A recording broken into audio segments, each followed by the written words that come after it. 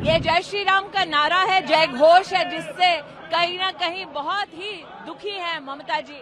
मैं नहीं जानती कि भगवान राम का जब नाम लिया जाता है तो तृणमूल कांग्रेस के नेता और समर्थक क्यों विचलित हो जाते हैं। ये वो तृणमूल की सरकार है जो प्रधानमंत्री आवास योजना को सुनिश्चित करने के लिए कट मनी लेने के लिए मशहूर है।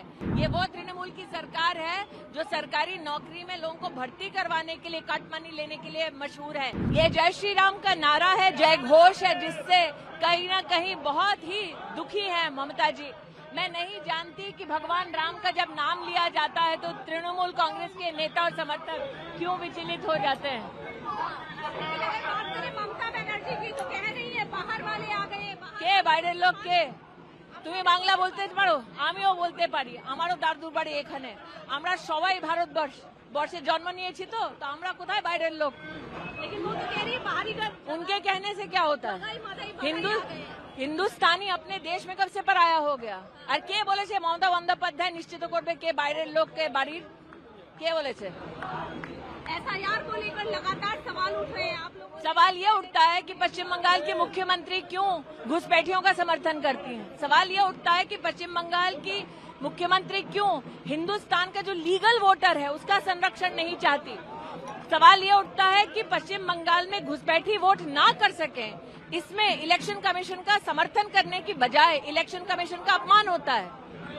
लेकिन अगर बात करें महिलाओं की सुरक्षा की, संदेश खाली की जो घटना हुई उसके बाद यहाँ पर जो आर्टिकल की विक्टिम जो है, आज उनकी मदर भी आज उनके नॉमिनेशन में भी आप गई हुई थी, उनके ऊपर अटैक हुआ, जिस तरीके की परिस्थितियाँ हैं। मतलब एक माँ की बेटी की तृणमूल के गुंडों के संरक्षण में रेप होता है, एक माँ की बेटी की हत्या होती है। जब वो माँ अपने लोकतांत्रिक अधिकार का निर्वहन करके चुनाव में अपना नॉमिनेशन दाखिल करती है तो उसी माँ को अपमानित भी किया जाता है सरेआम। ये कहाँ का न्याय है तृणमूल कांग्रेस का? आपको लग रहा है महिलाओं को न्याय मिलेगा? क्योंकि लगातार भारतीय जनता पार्टी वो न्याय सुनिश्चित करेगी, जैसे कि आज प्रधानमंत्री मोदी ने बंगाल में कहा है, सबका विकास, सबका साथ, लेकिन सबका हिसाब भी। लेकिन एक बहुत महत्वपूर्ण सवाल है, जिस तरीके से लक्ष्मी भंडार, कन्याश्री और तमाम योजनाएं दी जा रही हैं महिलाओं को, बेटियों को, यहाँ पर ममता बनर्जी के द्वारा और प्रधानमंत्री की कई स्कीमों से मुख्यमंत्री ममता बंदोपाध्याय अपनी कई स्कीमें चला रही हैं। उन्होंने प्रधानमंत्री का नाम हटाकर अपना नाम लगाया है। ये भी कहाँ का न्याय है? जब वो देश की तिजोरी से आया हुआ पैसा बंगाल में लूटती हैं तो वो गरीबों की अपॉर्चुनिटी भी लूटती हैं। क्या उन्हें इस बात का एहसास नहीं है? ये वो तृणमूल की सरकार है जो प्रधानमंत्री आवास योजना को सुनिश्चित करने के लिए कट मनी लेने के लिए मशहूर है। ये वो तृणमूल की सरकार है जो सरकारी नौकरी में लोगों को भर्ती करवाने के लिए कट मनी लेने के लिए मशहूर है।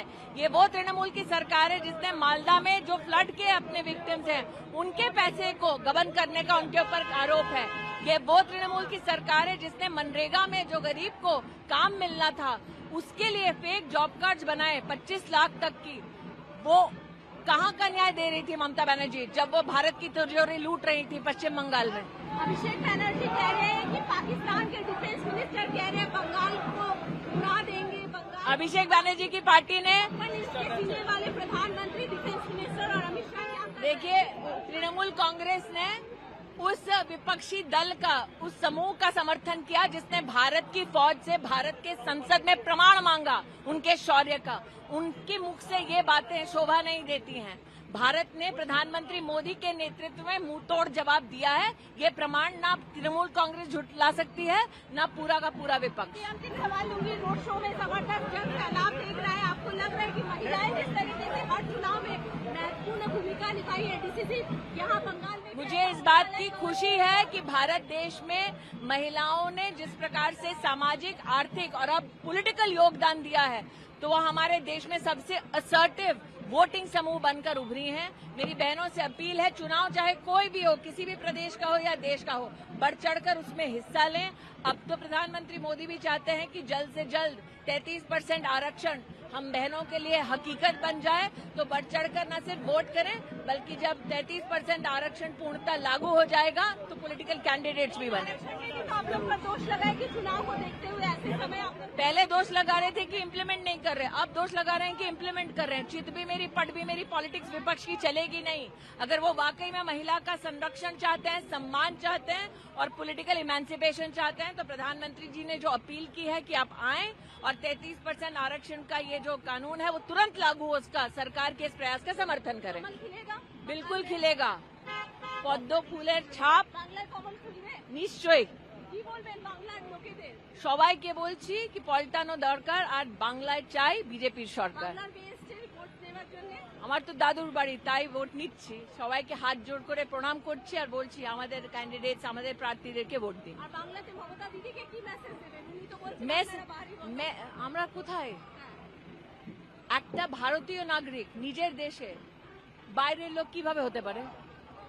উনি ইলিগাল ইমিগ্রেন্টস এর উপরে এত উনি নিজের কনসেন্ট্রেশনটা করছেন কি যে লিগাল ইন্ডিয়ানস ওদের উপরে অপমান করে মমতা বন্দ্যোপাধ্যায় কোনো পলিটিক্যাল একটা বিরাট একটা ভিক্টরি করতে পারবেন না।